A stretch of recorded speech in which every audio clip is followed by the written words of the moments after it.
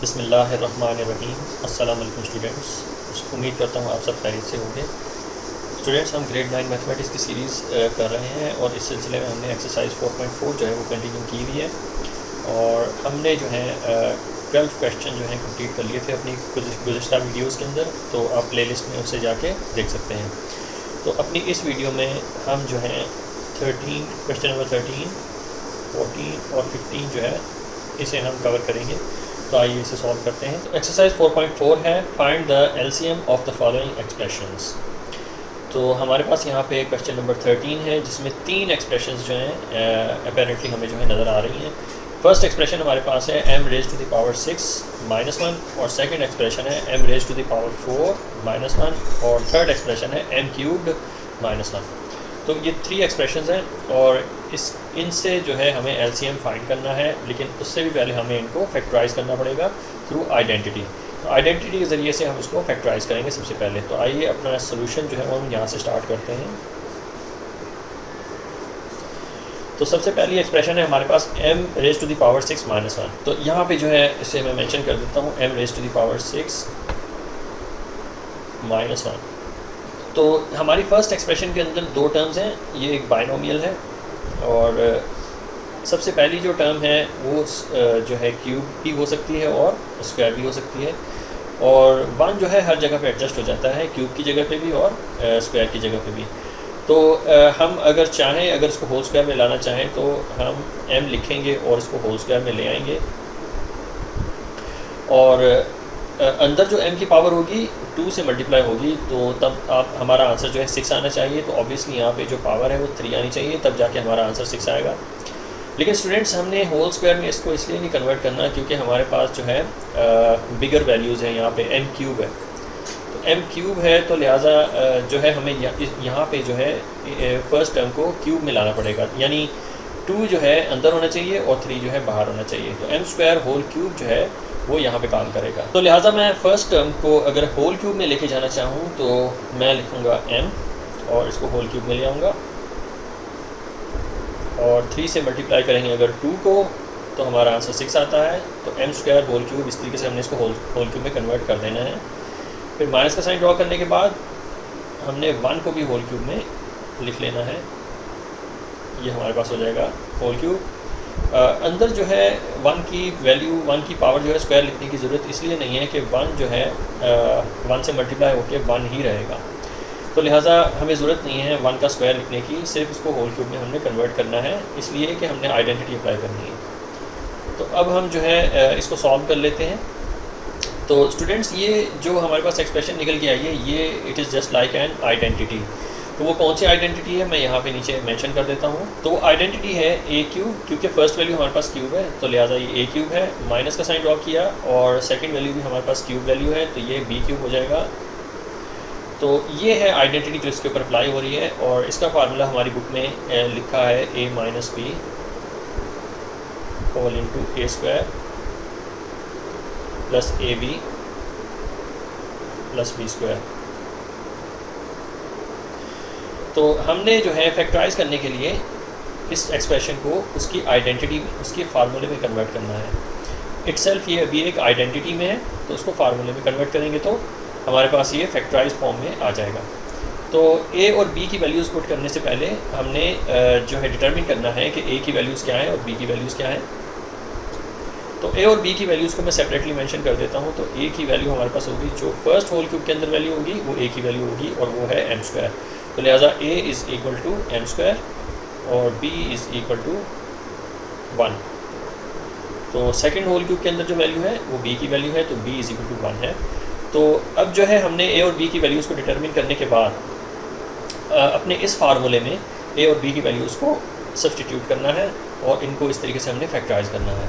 तो a की जगह पे हमने जो है m स्क्वायर को सब्सटीट्यूट कर लेना है और फिर उसके बाद माइनस का साइन ड्रॉ करेंगे। फिर b की वैल्यू हमारे पास 1 है, तो इसको होल जो है इसमें कन्वर्ट करना है, तो होल ब्रैकेट्स में इसको इम्ब्रेस करना है।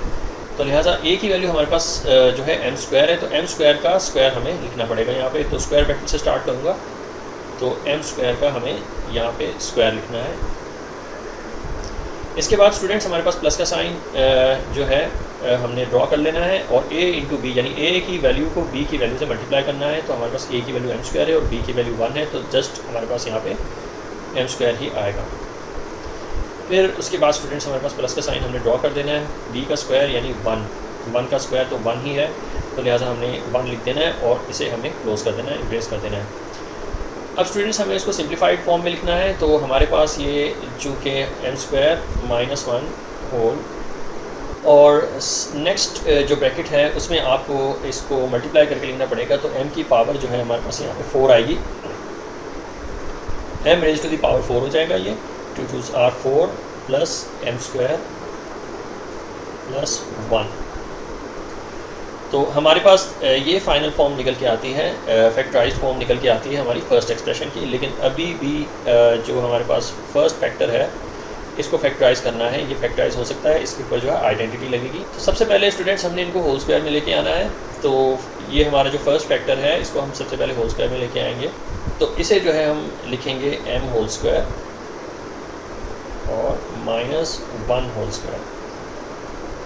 इसके बाद स्टूडेंट्स हमने आइडेंटिटी अप्लाई करनी है, तो आइडेंटिटी है a square minus B square. चूँकि दोनों टर्म्स जो हैं स्क्वायर टर्म्स हैं, तो लिहाजा a स्क्वायर जो है सेपरेट और सेंटर में जो है माइनस का साइन और लास्ट टर्म जो है वो भी स्क्वायर वैल्यू है, तो ये b का स्क्वायर हो जाएगी, जिसका फार्मूला है हमारे पास a plus B a minus B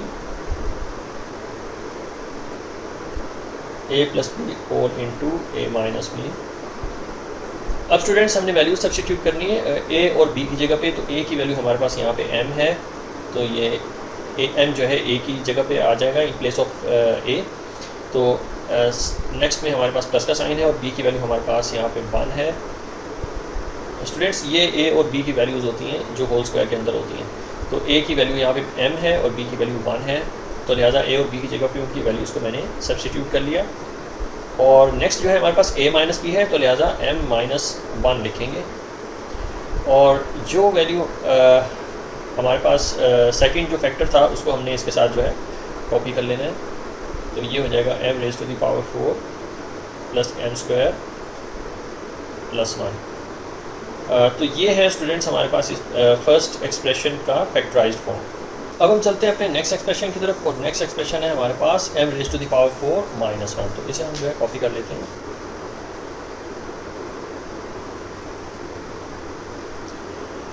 तो अब हमें इसे भी जो है फैक्टराइज फॉर्म में लिखना है। तो सबसे पहले हम इसको होल स्क्वायर में लेके आएंगे।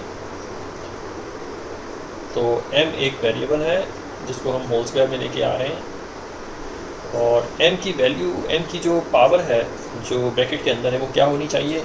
तो 2 से अगर 2 को मल्टीप्लाई करें तो हमारा आंसर 4 आता है।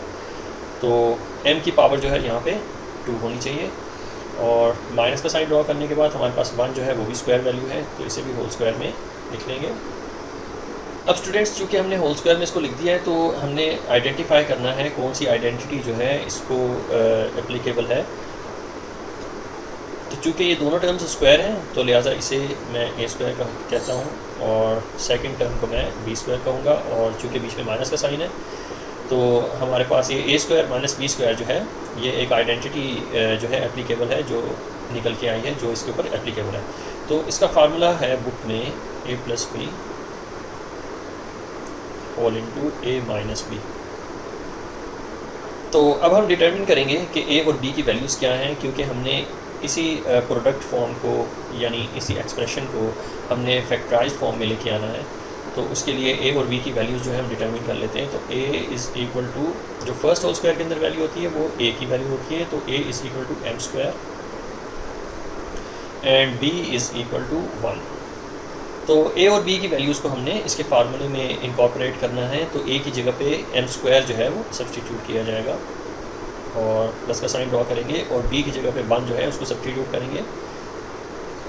सेकंड ब्रैकेट में स्टूडेंट्स हमने a माइनस बी लिखना है, तो a की जगह पे हमने m स्क्वायर को जो है सब्स्टिट्यूट करना है, और माइनस का साइन ड्रॉ करने के बाद 1 लिखेंगे, क्योंकि ये 1 जो है b की वैल्यू है। अब स्टूडेंट्स हमारे पास ये जो फैक्टराइज फॉर्म निकल के आई है अभी जो है हमारे पास m स्क्वायर माइनस 1, इसके ऊपर भी सेम आइडेंटिटी अप्लाई होगी और इसे भी हमने फैक्टराइज फॉर्म में लिखना है। तो हम कॉपी डाउन कर लेते हैं m स्क्वायर प्लस 1 को, और एम स्क्वायर माइनस 1 की जगह पे आइडेंटिटी अप्लाई होगी। तो आइडेंटिटी इस तरीके से कुछ अप्लाई होगी कि हमारे पास फर्स्ट टर्म जो है वो स्क्वायर वैल्यू है, तो ये ए स्क्वायर है, माइनस का साइन ड्रॉ करेंगे, और 1 जो है वो भी स्क्वायर वैल्यू है, तो लिहाजा इसको भी वो 1 स्क्वायर में लिखेंगे। अब स्टूडेंट्स हमारे पास जो पहले जो हमने आइडेंटिटी अप्लाई की थी ए स्क्वायर माइनस बी स्क्वायर, उसका फार्मूला था हमारे पास ए प्लस बी ए माइनस बी, उसे मैंने ऑलरेडी यहाँ पे मेंशन किया हुआ है। तो अब जो है इस एक्सप्रेशन को भी हमने फैक्टराइज फॉर्म में लिखना है थ्रू फार्मूले के ज़रिए से। तो थ्रू फार्मूला जो है हमने इसको आइडेंटिटी में लेके आना है। तो ए स्क्वायर माइनस बी स्क्वायर यानी ए स्क्वायर माइनस बी स्क्वायर है। तो अब जो है हमने इसके जगह पे इसका फार्मूला जो है इंकॉर्पोरेट करना है। ए की वैल्यू हमें मालूम है, जो होल स्क्वायर के अंदर वैल्यू होती है वो ए की वैल्यू होती है। तो होल स्क्वायर के अंदर जो है वो यहाँ पे मैं इसको एम कर देता हूँ। तो अब हम इसको फाइनल जो है फैक्टराइज फॉर्म में लिख लेते हैं। तो ये ब्रैकेट में एम स्क्वायर प्लस 1 आएगा, और ए प्लस बी होल इंटू ए माइनस बी की जगह पे ए की वैल्यू एम है और बी की वैल्यू जो है वो 1 है। तो ए और बी की वैल्यू जो है सब्सटीट्यूट की जाएंगी उनकी ओरिजिनल वैल्यू से। तो ए की जगह पे एम, ये एम प्लस 1 हो जाएगा, और सेकंड जो फैक्टर है हमारे पास ये एम माइनस 1 हो जाएगा। तो इस तरीके से स्टूडेंट्स हमने इसको फैक्टराइज कर लेना है। अब हमारे पास दो एक्सप्रेशंस ऐसी हैं जिनको हमने ऑलरेडी फैक्टराइज कर लिया हुआ है। अब चलते हैं अपनी तीसरी एक्सप्रेशन की तरफ, और इसे भी हम फैक्टराइज करेंगे। अब जो थर्ड एक्सप्रेशन है इसे हम कॉपी कर लेते हैं। ये हो जाएगा हमारे पास एम क्यू माइनस 1। तो इसके ऊपर भी जो है आइडेंटिटी अप्लाई होने जा रही है। तो सबसे पहले इसको होल क्यूब में लेके आएंगे।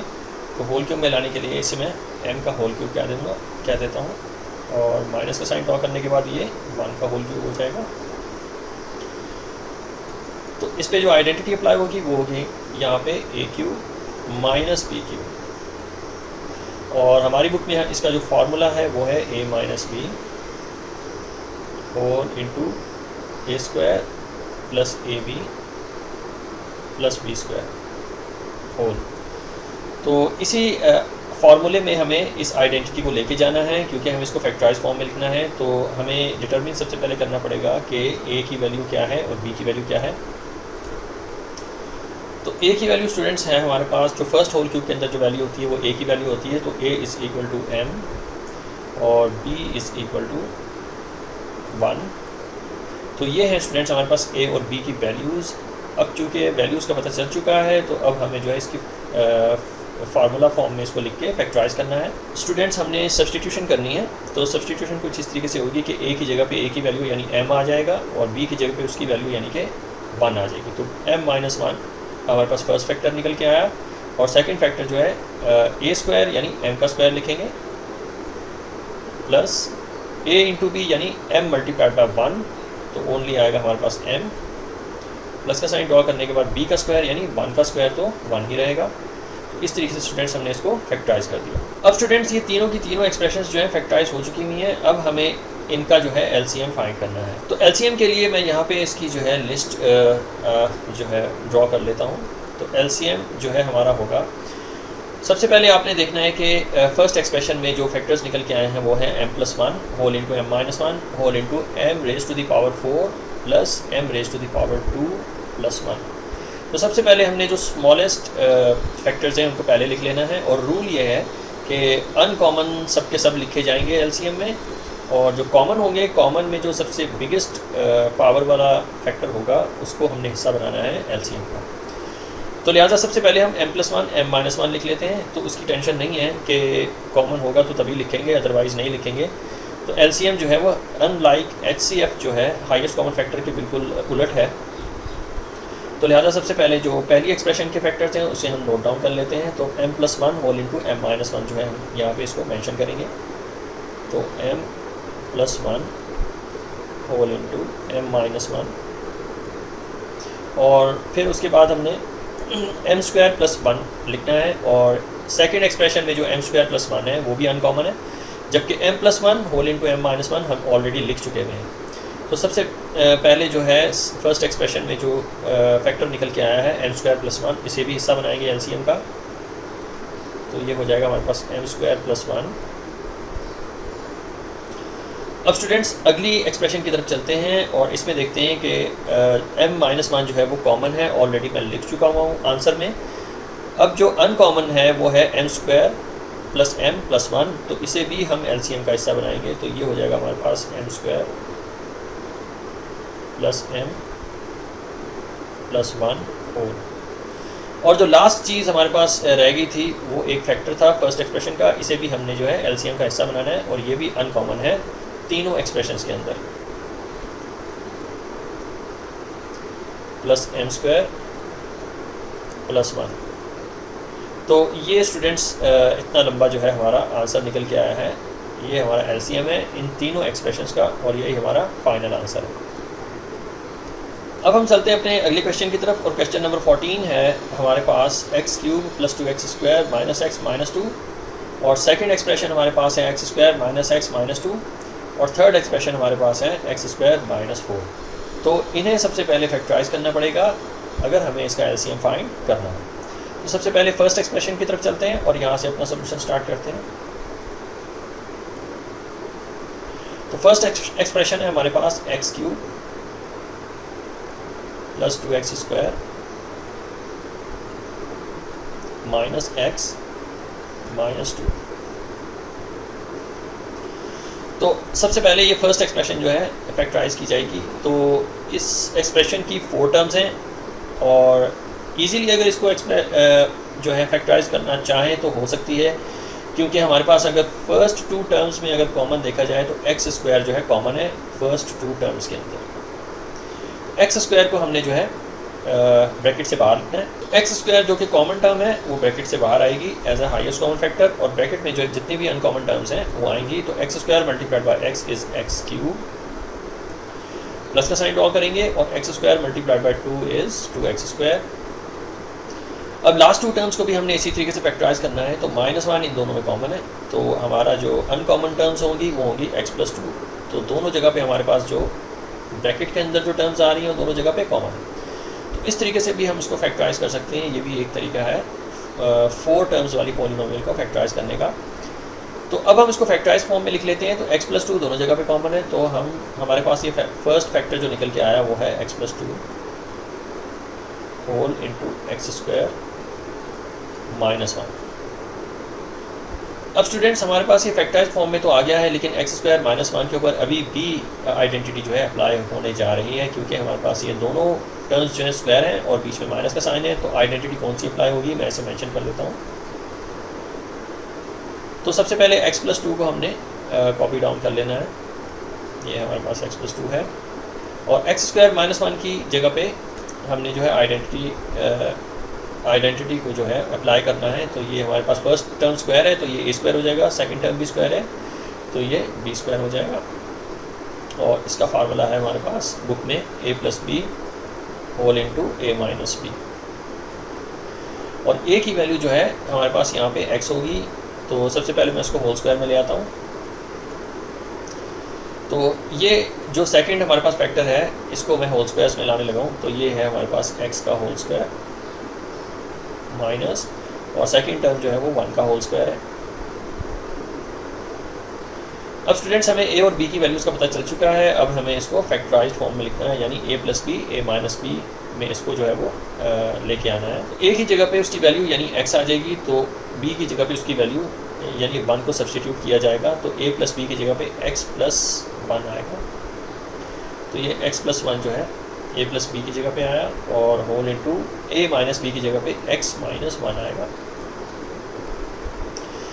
और जो हमने शुरू में फैक्टर निकाला था x प्लस 2 उसे जो है हमने लास्ट आंसर में इसके साथ कंबाइन कर देना है। तो ये x प्लस 2 जो है इसके साथ कंबाइन हो जाएगा। तो ये है हमारे 3 फैक्टर्स जो निकल के आए हैं हमारी फर्स्ट एक्सप्रेशन से। अब हम चलते हैं अपनी अगली एक्सप्रेशन की तरफ जो कि है x² माइनस x माइनस 2। तो इसे हम जो है कॉपी कर लेते हैं। तो ये भी कुछ क्वाड्रेटिक स्टैंडर्ड क्वाड्रेटिक फॉर्म की जो है शक्ल में है, स्ट्रक्चर है। तो इसका भी हम मिड टर्म ब्रेक करके इसको फैक्टराइज फॉर्म में ला सकते हैं। तो सबसे पहले हम लिखेंगे x², और इसके जो मिड टर्म ब्रेक करने के लिए 2 फैक्टर्स चाहिए। तो उसे हम लिख लेते हैं कि दिस इज़ 1x यानी प्लस का 1x और माइनस का 2x। और लास्ट टर्म जो है हमारे पास -2 है। अब आप देख सकते हैं स्टूडेंट्स, हमारे पास जो ये मिड टर्म जो हमने ब्रेक की है 2 टर्म्स में, तो अगर हम इसको सेट ऑफ करें तो हमारा आंसर -x आता है, और -2 को अगर +1 से मल्टीप्लाई करवाएं तो हमारा आंसर -2 आता है। तो इस तरीके से हमने इसकी मिड टर्म को ब्रेक कर लिया है। अब हम जो है इसे फैक्टराइज फॉर्म में लिखने जा रहे हैं। तो फर्स्ट 2 टर्म्स में जो कॉमन है वो हमारे पास है x की टर्म। x जो है दोनों टर्म्स में कॉमन है, तो ब्रैकेट के अंदर हमारे पास आएगा x + 1। सेकेंड जो लास्ट 2 टर्म्स हैं उनमें कॉमन जो है -2 है, तो अनकॉमन जो वैल्यूज़ होगी वो होगी x + 1। अब स्टूडेंट्स हमें इसको फैक्टराइज फॉर्म में लिखना है, तो x + 1 हमारे पास पहला फैक्टर निकल के आएगा, और x - 2 जो है हमारे पास ये सेकंड फैक्टर निकल के आएगा। तो हमारे पास जो है ये सेकंड एक्सप्रेशन फैक्टराइज फॉर्म में आ चुकी हुई है। अब हम चलते हैं अपने थर्ड एक्सप्रेशन की तरफ। तो थर्ड एक्सप्रेशन है हमारे पास x² - 4। तो स्टूडेंट्स इसे भी हम फैक्टराइज फॉर्म में लेके जाएंगे। तो आइडेंटिटी अप्लाई करने के बाद इसको फैक्टराइज फॉर्म में लाया जा सकता है। तो आइडेंटिटी जो है इसे मैं मेंशन करता हूँ। तो चूँकि ये दोनों वैल्यूज़ स्क्वायर हैं, दोनों टर्म्स स्क्वायर हैं, तो लिहाजा फर्स्ट टर्म जो है वो a² है और सेकंड टर्म जो है वो b² है, और बीच में जो है माइनस का साइन है। तो फार्मूला है a + b। आइडेंटिटी जो अप्लाई हुई है इसका ये फार्मूला है a + b a - b। तो इसी फार्मूले में अगर हम लेके आएँ हमारी थर्ड एक्सप्रेशन को, तो ये फैक्टराइज फॉर्म हो जाएगी। तो a और b की वैल्यू जो है हमने सबसे पहले इसको डिटरमिन करना है। तो a की वैल्यू जो है फर्स्ट होल स्क्वायर के अंदर जो वैल्यू होती है वो a की वैल्यू होती है। लिहाजा मैं इसे जो है स्क्वायर वैल्यूज़ में सबसे पहले कन्वर्ट कर लेता हूँ। तो ये x का होल स्क्वायर हो जाएगा, माइनस और 4 जो है 2 का स्क्वायर होता है, तो लिहाजा ये 2 का होल स्क्वायर हो जाएगा। अब स्टूडेंट्स a की वैल्यू का हमें पता चल चुका है, दैट इज़ x, और b की वैल्यू जो है वो सेकंड होल स्क्वायर के अंदर जो वैल्यू होती है b की वैल्यू होती है, तो b = 2। अब इन्हीं a और b की वैल्यूज़ को स्टूडेंट्स हमने इसके फार्मूले में जो है प्लग इन करना है। तो a और b की जगह पे सब्स्टिट्यूशन होने जा रही है उनकी वैल्यूज़ के साथ, यानी a की वैल्यू x और b की वैल्यू 2। तो a + b की जगह पे x + 2 आएगा, होल इंटू, और a - b की जगह पे x - 2 आएगा। तो अब स्टूडेंट्स ये तीनों जो एक्सप्रेशंस हैं इनको मैंने फैक्टराइज फॉर्म में लिख लिया है। अब जो है हमने लिस्ट आउट करना है कि एलसीएम क्या है। एलसीएम को जो है मैं यहाँ पे लिस्ट आउट कर देता हूँ। तो ये एलसीएम है। एलसीएम में स्टूडेंट्स हमने तमाम की तमाम जितने भी फैक्टर्स हैं उनको अपने लिस्ट आउट करना होता है एलसीएम के आंसर में, लेकिन कॉमन में सिर्फ जो है हमें एक फैक्टर ही लेना होता है। तो x + 2 जो है 2 में कॉमन है, 2 एक्सप्रेशंस में कॉमन है, जबकि तीसरे में x + 2 मौजूद नहीं है, तो ये अनकॉमन भी एलसीएम का हिस्सा बनेगा। तो ये x + 2 जो है हमारा फर्स्ट एलसीएम निकल के आया फर्स्ट फैक्टर के तौर पे। और फिर उसके बाद x + 1 जो है वो आप देख सकते हैं कि 2 एक्सप्रेशंस के अंदर ये कॉमन है, थर्ड में नहीं है, तो लिहाजा ये भी अनकॉमन है। तो अनकॉमन जितने भी हैं वो सारे के सारे एलसीएम का हिस्सा बनेंगे। फिर उसके बाद आप देख सकते हैं कि x - 1 जो है वो कहीं भी कॉमन नहीं है, अनकॉमन है, तो x - 1 को भी एलसीएम का हिस्सा बनाएंगे। ये हो जाएगा हमारे पास x - 1। अब स्टूडेंट्स हम सेकंड एक्सप्रेशन में देखते हैं कि कुछ अनकॉमन वैल्यूज़, अनकॉमन फैक्टर्स रह तो नहीं गए। तो x + 1 हमने ऑलरेडी लिखा हुआ है, x - 2 हमने नहीं लिखा हुआ, तो x - 2 भी एलसीएम का हिस्सा बनेगा। ये हमारे पास हो जाएगा x - 2। और अब हम चलते हैं अपनी थर्ड एक्सप्रेशन की तरफ जिसके 2 फैक्टर्स निकल के आए हैं, x + 2। तो x + 2 ऑलरेडी हमने मेंशन किया हुआ है और x - 2 को भी मेंशन किया हुआ है, तो लिहाजा इसको दोबारा लिखने की ज़रूरत नहीं है। तो स्टूडेंट्स यही है हमारा फाइनल आंसर। अब हम चलते हैं अपने नेक्स्ट क्वेश्चन की तरफ, और अगला क्वेश्चन है क्वेश्चन नंबर 15, और इसकी भी 3 एक्सप्रेशंस हैं। फर्स्ट एक्सप्रेशन है हमारे पास यहाँ पे x² + x - 20, और सेकंड एक्सप्रेशन है x² - 10x + 24, और थर्ड एक्सप्रेशन है x² - x - 30। तो इसको टर्न बाय टर्न जो है बारी बारी जो है इसको फैक्टराइज किया जाएगा, और फिर लास्ट में एलसीएम जो है इन तीनों एक्सप्रेशंस के फाइंड किए जाएंगे। तो चलते हैं अपने सोल्यूशन की तरफ, और फर्स्ट एक्सप्रेशन को जो है हम कॉपी डाउन कर लेते हैं। तो सबसे पहले हम इसे फैक्टराइज करेंगे। तो जैसा कि हमें नज़र आ रहा है कि ये 3 इसकी टर्म्स हैं, और ये स्टैंडर्ड क्वाड्रेटिक इक्वेशन की फॉर्म में है, तो इसकी मिड टर्म हम ब्रेक करेंगे। तो वी नो दैट कि 4 5s are 20 होता है, और चूँकि ऐड करने से पॉजिटिव मान आना चाहिए, तो लिहाजा बड़ी वाली टर्म को हमने पॉजिटिव रखना है, और पॉजिटिव जिसको रखेंगे वो 4 5 20 अगर हो तो 5x को हमने पॉजिटिव रखना है और 4x को हमने नेगेटिव रखना है, ताकि हमारा जो आंसर है पॉजिटिव x आए। और दोनों को मल्टीप्लाई करने से यानी पॉजिटिव 5 और नेगेटिव 4 को मल्टीप्लाई करने से आंसर हमारा नेगेटिव 20 आता है। तो इस तरीके से हमने इसकी जो है मिड टर्म को ब्रेक कर लेना है। तो लास्ट टर्म जो है हमारे पास यहाँ पे -20 है, इसको हम कंबाइन कर लेंगे पूरी एक्सप्रेशन के साथ। अब स्टूडेंट्स हमने इसको फैक्टराइज्ड फॉर्म में लिखना है। तो फर्स्ट 2 टर्म्स में जो कॉमन है वो x है, और अनकॉमन जो है वो ब्रैकेट के अंदर आएगा। तो x time x is x² plus x time 5 is 5x, और लास्ट 2 टर्म्स जो है इसमें कॉमन -4 है। तो -4 को हमने जो है ब्रैकेट से बाहर निकालना है, और अंदर जो है हमारे पास x + 5 आएगा। -4 multiplied by x is equal to -4x, और -4 multiplied by +5 is equal to -20। तो हमने इसको फैक्टराइज कर लिया है। अब हम जो है इसको लिखेंगे कुछ इस तरीके से कि x + 5 जो है हमारे पास फर्स्ट फैक्टर है, और सेकंड फैक्टर है हमारे पास x - 4। तो ये है हमारा आंसर। फर्स्ट एक्सप्रेशन में से जो हमने फैक्टराइज फॉर्म निकाली है वो है x + 5 होल इंटू x - 4। अब हम चलते हैं अपने नेक्स्ट एक्सप्रेशन की तरफ, और इसे भी हम फैक्टराइज करके लिखेंगे। तो नेक्स्ट एक्सप्रेशन है हमारे पास x² - 10x + 2। तो ये भी स्टैंडर्ड क्वाड्रेटिक इक्वेशन है, उसी की फॉर्म में है, और इसकी भी जो है मिड टर्म ब्रेक करके इसको फैक्टराइज किया जाएगा। तो x² - 10x + 24 की जो मिड टर्म ब्रेक होगी कुछ इस तरीके से होगी कि हमने x² को कॉपी कर लेना है, और चूँकि 24 के फैक्टर्स फाइंड करने हैं कुछ इस तरीके से कि मल्टीप्लाई करने से पॉजिटिव 24 और ऐड करने से -10 आंसर आए। तो हमारे पास 4 6 24 होता है, और 4 + 6 जो है वो 10 होते हैं। तो -4x और -6x को अगर हम लिखें तो हमारे पास ये टोटल जो है -10x बनता है, और मल्टीप्लाई करने से पॉजिटिव 24 आंसर आता है।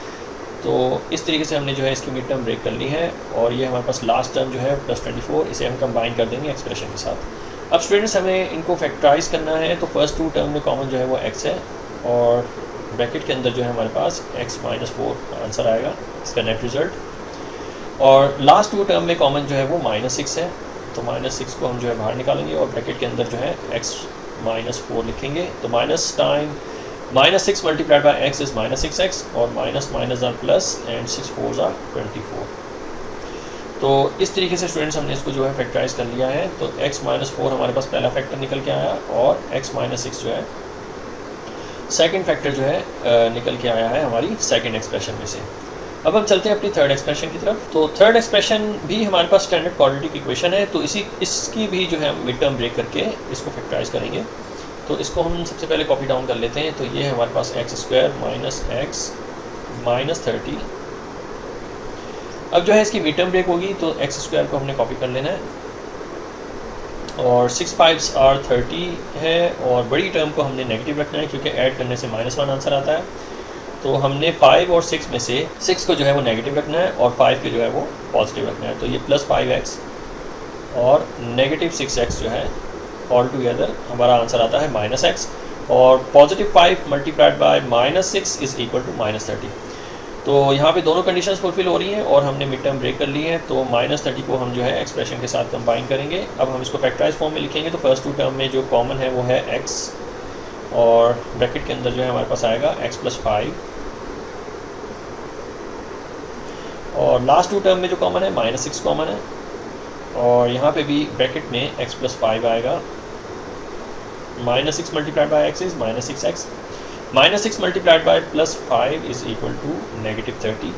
तो अब जो है हम इसको फैक्टराइज फॉर्म में लिख लेते हैं फाइनली। तो ये है हमारे पास x + 5, ये हमारे पास पहला फैक्टर निकल के आया, दिस होल इंटू x - 6। ये हमारे पास सेकंड फैक्टर निकल के आएगा थर्ड एक्सप्रेशन का।